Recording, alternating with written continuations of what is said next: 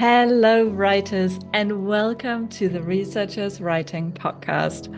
This podcast is for all your researchers in the sciences who want to write papers in a structured and time efficient way so you can get published in top tier journals at a calm and steady pace. In this podcast, we talk about how we can write papers that are clear, concise, and compelling, and how to make the process of writing less hard. My name is Dr. Anna Clemens, and I am an academic writing coach with a PhD in chemistry. In the Researchers Writing Academy, my online program, I've helped hundreds of researchers get their papers published in their target journals using a streamlined writing process. If you want to succeed in your academic career, mentor your students effectively, and have your research make an impact in the world, you are in the right place. Let's get into it. Hello, writers. Well, thank you so much for tuning in today. We are going to continue the conversation on making time to take a writing program. Or maybe also you just want to use this episode to make time, right, for writing. Um, or maybe a different professional development activity for learning a different new skill. This is part two of our three-part mini-series. It kind of turned from a two-part mini-series into a three-part mini-series, which often is the way for me as I start outlining and I notice, oh, I have way more to say than I thought. I think this is such an important topic, this topic of carving out time. And a lot of the strategies we're talking about in these episodes are really universal. If you are like, if you're feeling like, well, I don't have time to write, why would I have even time for a writing program? Like, this seems so unrealistic.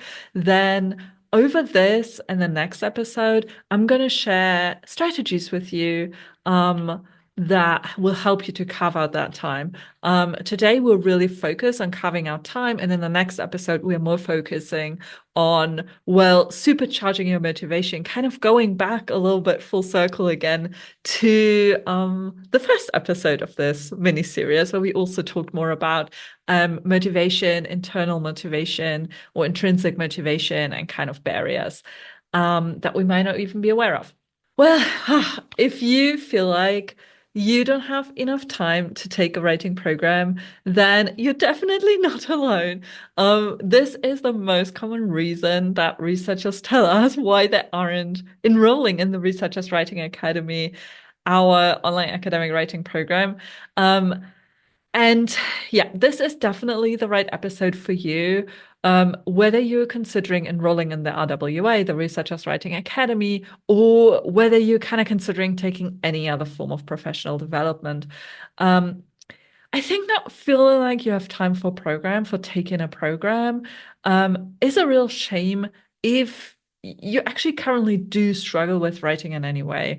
So if you feel like, oh man, I can't get published in the journals I want to, I keep getting desk rejected by top tier journals, or oh, writing is just so slow for me. Or I'm not feeling like I'm a good mentor because I just don't know how to teach writing to my trainees. Um, then I think the issue is that without investing time, without finding that time to take a writing course, you'll just never learn the skill of writing compelling papers that stand a chance to get published in a top tier journal, and to just not learn a new writing process that will actually make writing a paper so fast for you that you might be able to submit your paper in a matter of weeks after analyzing your data. So for me, taking a professional development course is like taking the fast lane, taking the shortcut to the result you want. And it's definitely going to pay off, not only in like quality, like in the terms of like the Researchers Writing Academy, the quality of your writing, the quality of the papers, of your output, but also you're gonna get that time back that you invested. um, I don't know, so much, like so many multiples of that time that you invested because you cut down the time that you write papers short each time you write a paper. So like you save time each time you write a paper. And that's not even speaking about like how much easier it's gonna become emotionally. I know, this is easy to say for me. Um, if you really feel like, well, I don't have a minute to spare right now to do anything else than what's already on my plate. I know this can kind of sound a little like, um, I don't know, a little ridiculous when I say, well, there is time, you just have to find the time. Here's how you can carve out the time. I just want to say that sometimes we are in a season where taking a writing course is not the right choice. For example, when your priorities are currently elsewhere at the moment, that is, maybe you're the primary take care of your child right now. Like maybe it's still really young, or there's another reason for that. Maybe you are just in a season where you have to focus on your teaching, where you have to focus on another activity within your work or privately. And I think this is totally normal, and we are not always in seasons where we have space, energy, and time to invest into writing. Um, so I want you to be aware of that. If you feel like you are currently in a season like that, then that is totally fine. Feel still free to listen to this episode. Maybe you get some kind of inspiration some way, but also feel free to just like turn it off and just remember it for when you are in a place where taking a writing course feels more realistic. Likewise, if publishing papers is a priority for you currently in the current season that you are in, um, and you also feel like, well, I'm always busy. I'm busy now, but in the foreseeable future, I just will be busy all the time, then I do think it's worth coming up with a plan for how you can actually prioritize getting on the publishing papers fast track, so to say. Um, so, in the last episode, we looked a bit deeper into why you may be procrastinating on investing in your writing. That's a really foundational piece, and I really, really recommend doing that exercise. Um, as the next step, I recommend adopting one or two or maybe three or more of the strategies I'm sharing today. I want to share 7 proven and actionable strategies today that helped other researchers just like you who kind of struggled with making time to invest and take in an academic writing course. Um, and I'm sharing examples from members in the Researchers Writing Academy. So let's get into it. I think all the strategies I'm sharing today, they are not only useful for carving out time to take a writing course, but also actually for making time to write, carving out time to actually write your papers. And I think a lot of these strategies have amazing side effects as well. Um, so I highly recommend you trying out those that resonate. We'll talk more about the side effects later on. I also want you to remember that it's not only about making time, but also about having enough energy. So the effect of some of these strategies isn't so much the time you save, but sort of the brain space that you do free up. All right, let's get into the 7 strategies. Well, strategy number 1 is being clear on your priorities. I want to invite you to think whether you currently engage in any activities that either aren't as important as investing time in your writing or aren't time sensitive. Um, I want to invite you to eliminate less important activities. And even if that's only for a while, I want you to remember you only need to make time for a limited period of time. If, for example, you're taking a writing course, you only need to make time for how long as it takes to consume that course material, right? Um, so my suggestion here is go through everything that's on your plate right now and check which things you really need to spend time and energy on this term.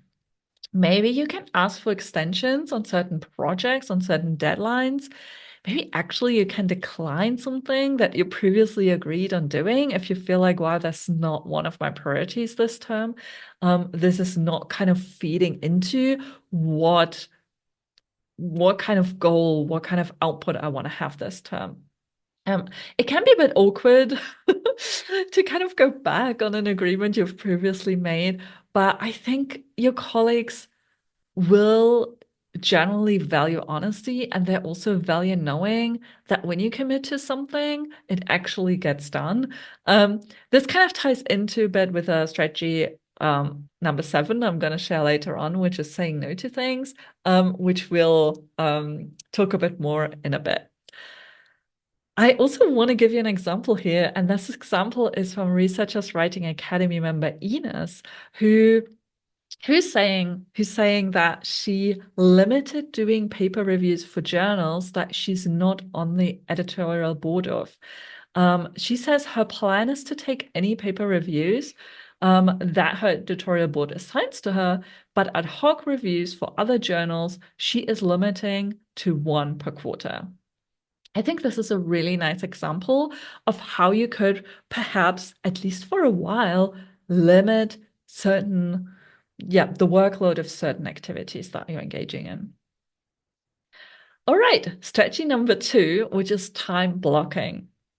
You might have heard of this.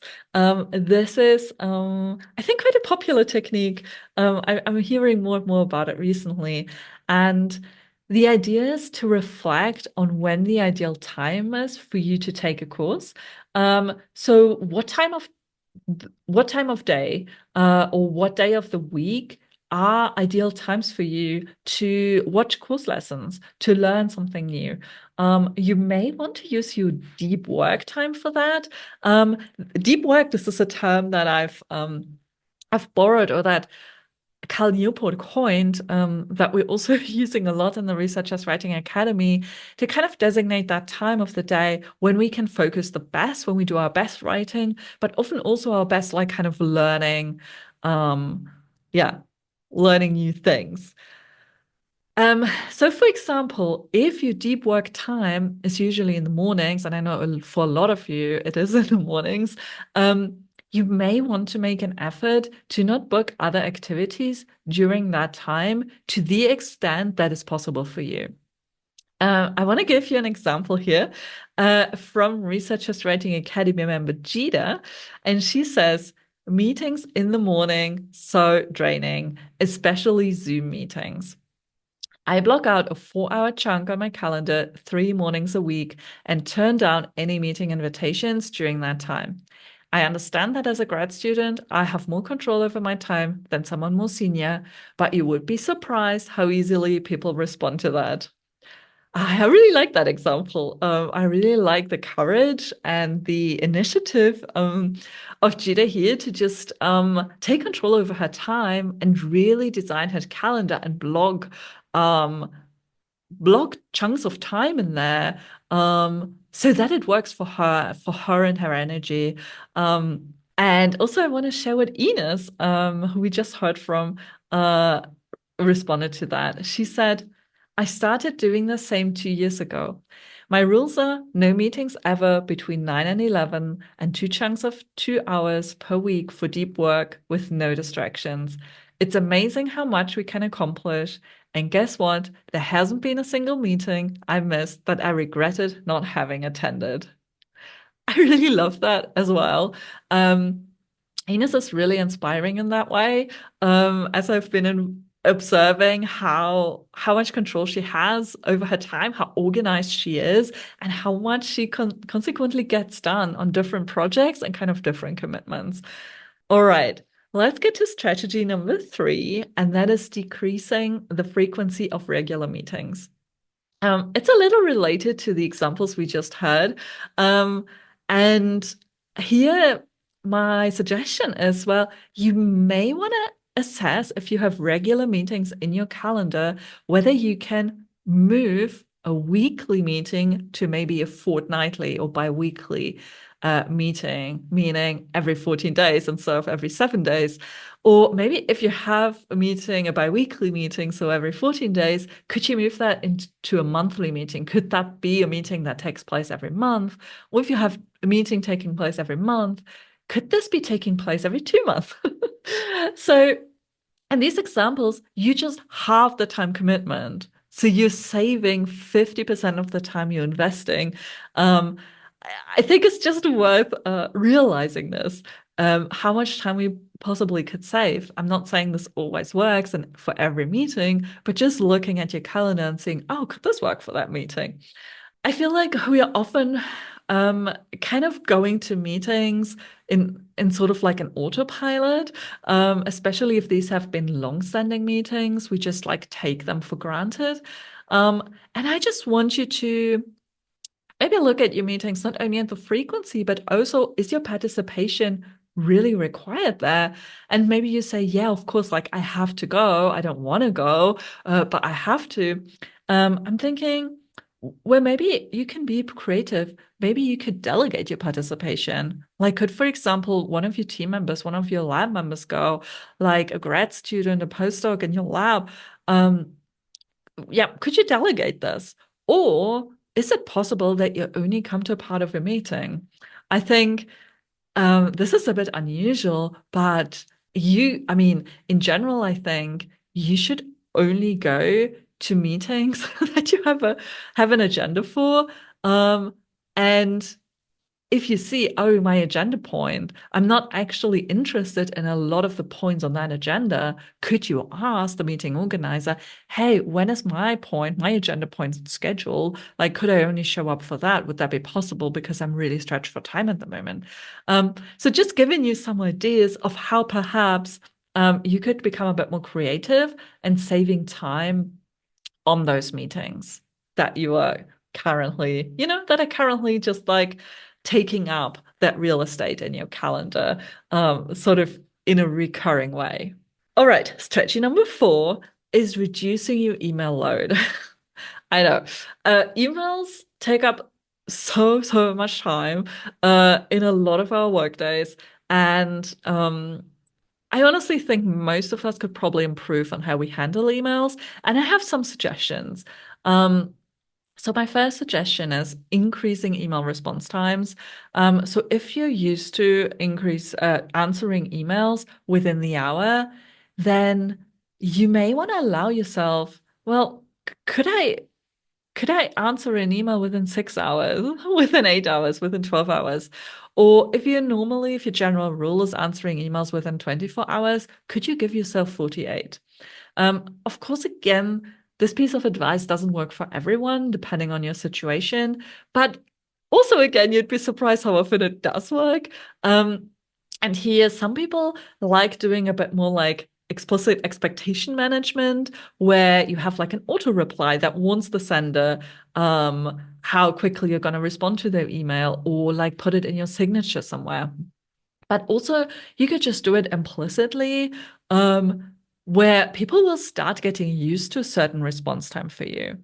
And I have noticed this with myself as well, where when I'm writing someone, when I'm asking someone for something in an email, I usually have an idea in what time frame I can expect an answer from them. I know with certain people that will come back to me immediately, and I know certain people will take maybe a week to get back to me. And I've noticed this. I'm starting to like organize my schedule. I arrange my projects according to that. So this is kind of implicit expectation that I have in terms of how quickly someone getting back to me. Um, there's definitely differences in cultures as well. I feel like in the US, North American culture, US, Canada, it's often very common to respond to emails very quickly, whereas in Europe, I think we are more used to that people take a little bit more time. I just want to say this to give you a different perspective, because the way maybe it's handled in the world where you're in is not the like God-given way. So there could be, there is other ways as to how this is handled in different cultures. But it also means that it may be more difficult to expand response times when your culture is just one where it's kind of expected that they're rather frequent. But I would argue that probably even in your culture, there will be outliers. Maybe you can think of one, and maybe you could become that outlier. I'm not saying you have to, I'm not saying it always works, but just another suggestion that maybe, yeah, maybe this could work. In terms of emails, there's also, I think, value in checking emails less often. I also like processing emails instead of checking them. Um, what I mean with that is that instead of like constantly just opening the email inbox, looking at the new messages, reading a new message, then closing the email inbox again, and not replying maybe, or maybe replying to the ones that are easy and then kind of letting the other ones drop to the bottom, of the inbox, and then perhaps forgetting about them, I think it makes sense to have like a processing task where whenever you open your email inbox, you're actually doing something with each email that is in your inbox. I think that's super effective approach because of two reasons, actually. The first reason is that we kind of eliminate this constant checking because when you're committing to processing the emails in your inbox, you have to kind of allocate some time for that, right? You have to only open your emails when you actually have however much time you will need to process those emails, or however much time you want to give yourself to do that.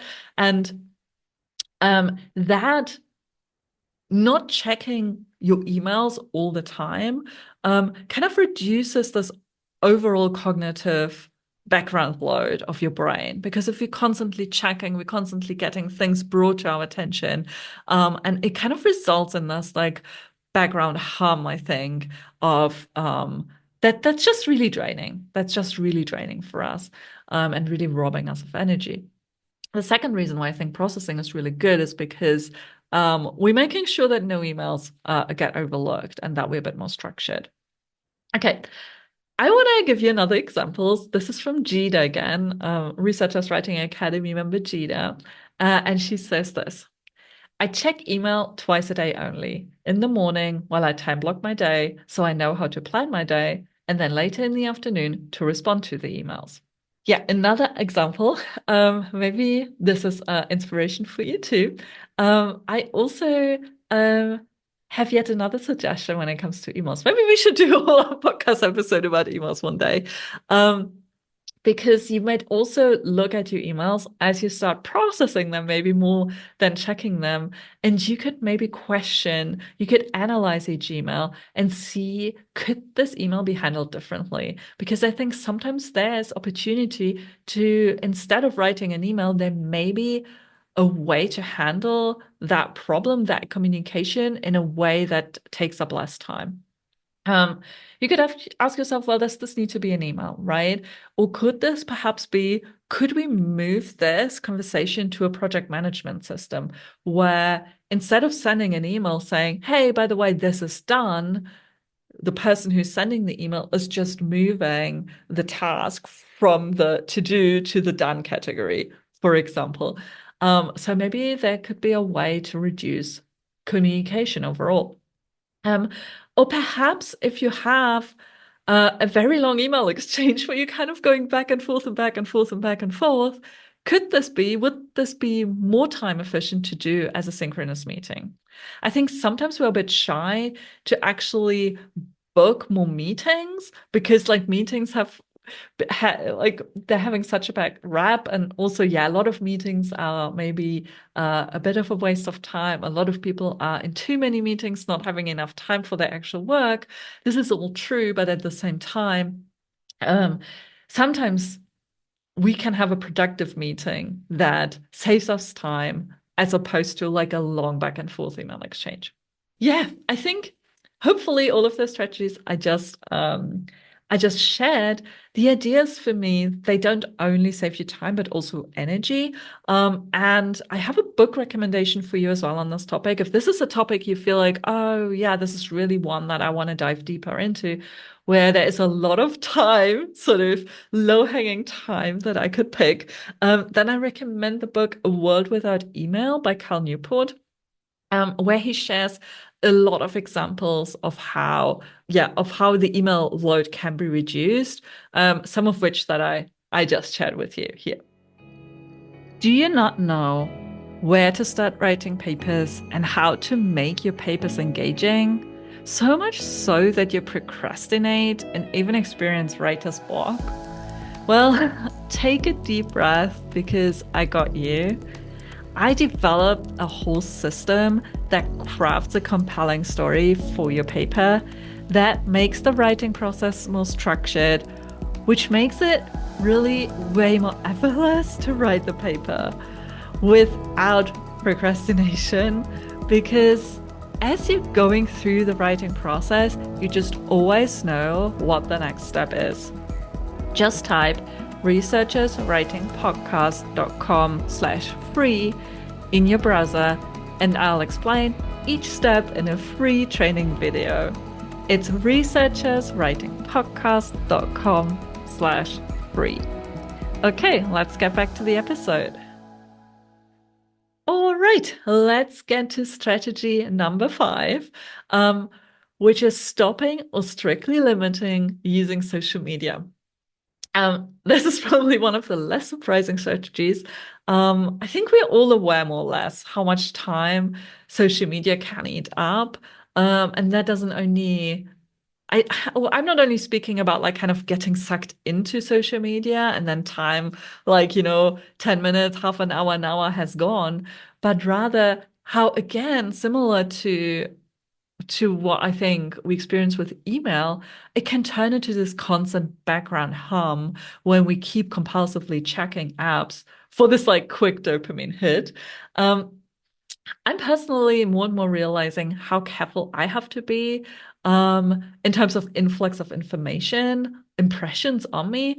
I think I might be a bit hypersensitive, which means I just really, it's ridiculous, but I only recently really realized this. I'm really easily overstimulated, and social media is overstimulating me so quickly. Um, Anyway, I think even if you're not hypersensitive or not as easily overstimulated, I think the principle is the same for most people. It's just that I noticed it earlier. So, what I personally found is that deleting apps from my phone, while still allowing myself to check them on desktop really, really works for me. I then even noticed that I become less interested in them anyway as I stop checking them as often. Um, Also, I think it's really, really useful to analyze when and why we're reaching for social media.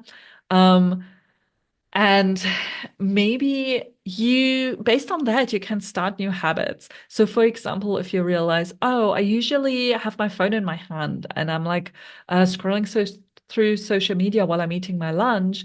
Um, well, maybe you could start a new habit of where you rather have a novel on the go, like a book that you're reading during lunch, something else that is relaxing, but kind of not as taxing on the brain. So this strategy is really more about saving energy rather than time for me. Or perhaps you're commuting, maybe you're riding, maybe you're taking a train, or you are, a train, a metro, a tram, something like that, a bus. Um, and you're usually scrolling through your phone. Maybe this is another good opportunity where you could do something else that is just less sort of energy draining. And I also want to share an example here, and this is from Farina, Researchers Writing Academy member Farina. And she says, I've limited social media and reduced or actually stopped friendships that exhaust or drain me. So setting personal boundaries help me free my mind and heart, stabilize my family life and work life. Okay, let's get to strategy number 6, and that is time and energy tracking. Now, I think if you are not quite sure where does my time actually go, um, then I highly recommend time tracking. I've been doing this for years at work. And it doesn't only give me this like great overview of where I spent my time. So then with that overview, I then can work on, okay, now I see I've spent my time I've spent so and so many hours on this project and so many hours on that project, but actually I wanted a different distribution, I can then start working on shifting that distribution. But I need to know the kind of status quo first, right? Um, Also, tracking time has like a little side effect where it actually keeps me more focused on the task I'm actually doing while I see like in the corner of my browser that the time tracker, the timer is running. Um, Also, it reminds me actually to take breaks because whenever I see, oh, the timer is hitting 50 minutes or maybe even beyond 50 minutes, I make sure I get up and actually take a break. I use Toggle for this. It's a free, or I use the free version. I've been for years. It's totally enough for me. But there's loads of other apps as well if you want to check them out. Actually, we have a member in the Researchers Writing Academy too who even she didn't only do time tracking, but she did something called like time and energy tracking, where she didn't only track, well, you know, which tasks she was doing in a given time. But also she tracked her energy throughout the day, together with the task she was doing. And that really helped her arrange her schedule in a better way, and helped her identify tasks that maybe she needs to like shift to a different time, or maybe tasks that she might work towards eliminating completely as they were really draining her energy. I think it's a super, super great tool.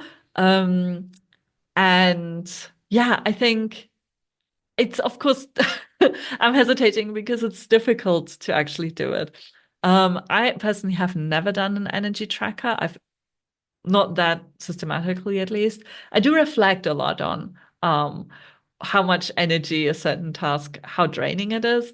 But I've never done it in like, you know, a strategic and a systematic table. But I think if you can bring yourself to do it, it pays off so much.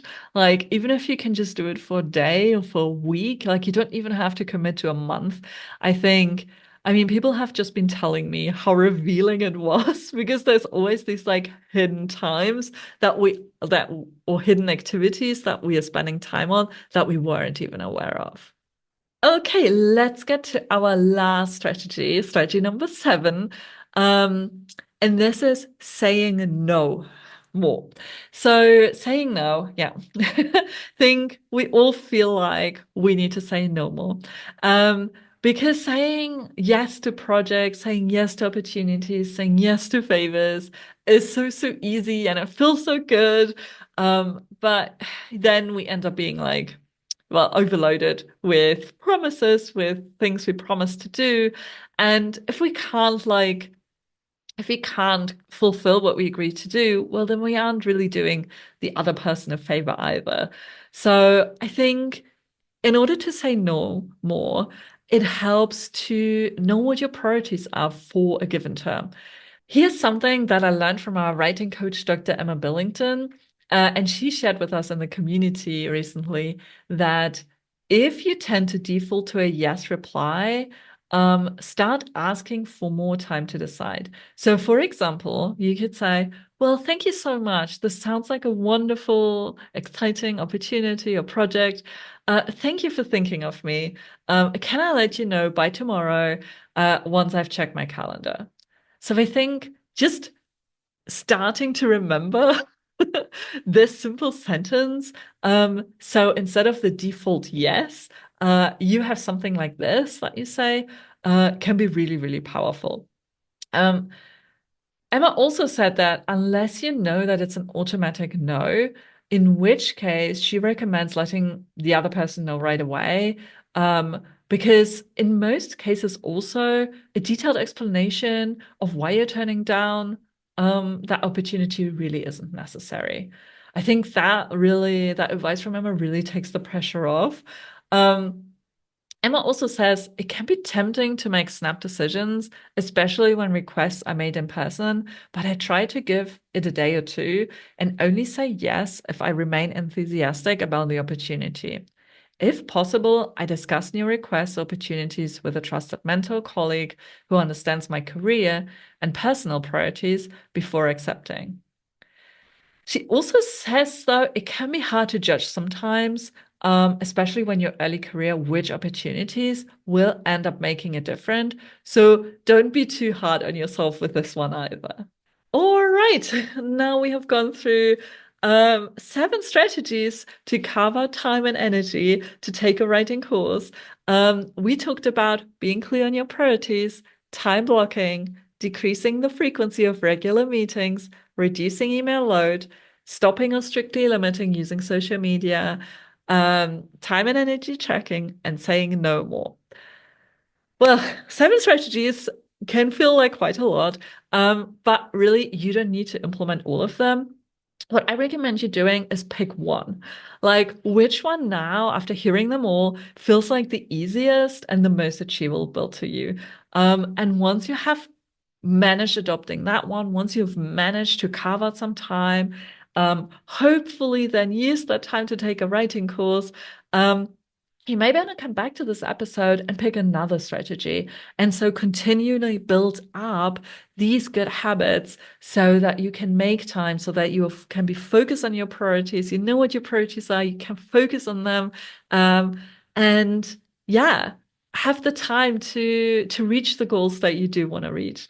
Um, Thank you so much to the Researchers Writing Academy members whose examples and experiences I got to share, and thank you for Emma letting me share your advice as well. In the next episode, we are going to talk about supercharging your motivation to take a writing course. So again, I'm sharing a few really practical techniques for that. That again members of the Researchers Writing Academy recommended, so strategies that have worked for others already. And I'd really love to know if you're going to try any of the strategies that I've been sharing today, or maybe you're already, implementing any of these strategies. So I would really, really love to know your experiences, and whatever resonated with you. So feel free to post a comment. If you're watching this on YouTube, feel free to post a comment underneath the video and share, or maybe find us on social media, and share there. Really love to keep the conversation going.